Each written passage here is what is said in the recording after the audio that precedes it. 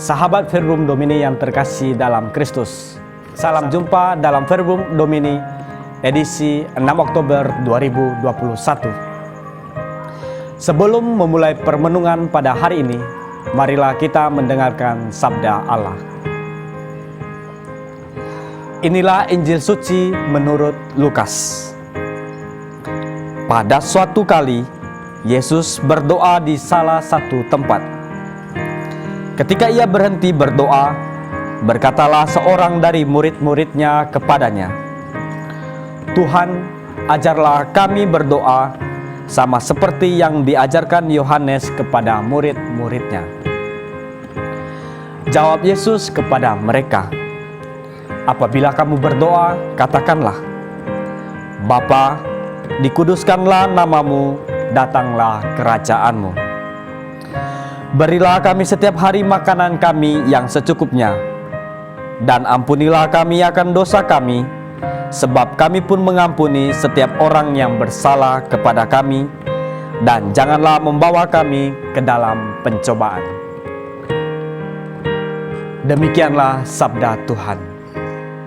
Terpujilah Kristus.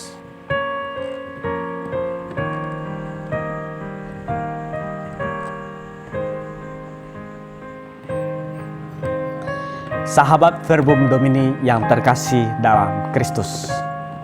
Di dalam keempat Injil, kita dapat menemukan beberapa kisah yang mengisahkan tentang Yesus menyingkir ke suatu tempat yang sunyi, baik bersama murid-muridnya maupun sendirian. Yesus menyepi untuk membangun keintiman relasi dengan Bapanya di dalam doa, serta bersyukur atas apa yang ia telah kerjakan sepanjang hari.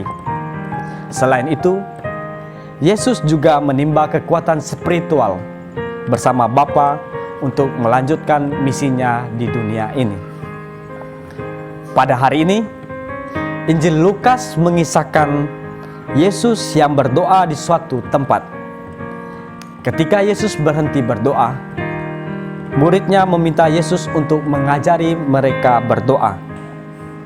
Permintaan salah satu murid itu sangat sederhana, yakni meminta diajarkan untuk berdoa.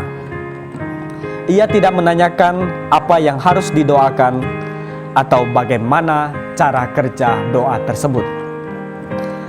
Tampaknya, para murid ingin meniru cara Yesus berdoa yang memiliki kedalaman relasi bersama Bapanya di surga.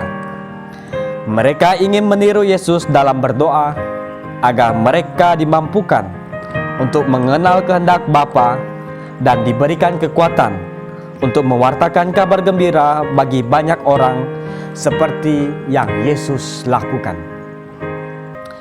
Yesus pun mengajari mereka berdoa doa Bapa kami dengan beberapa unsur pokok penting, yakni yang pertama, menguduskan nama Tuhan. Yang kedua, memohon kedatangan kerajaannya. Yang ketiga, memohon rezeki yang secukupnya. Yang keempat, memohon pengampunan dan mohon keselamatan. Doa Bapa kami merupakan doa yang sangat singkat, jelas, dan padat. Hal yang bisa kita renungkan dari bacaan hari ini ialah bagaimana cara kita berdoa dalam membangun relasi dengan Tuhan.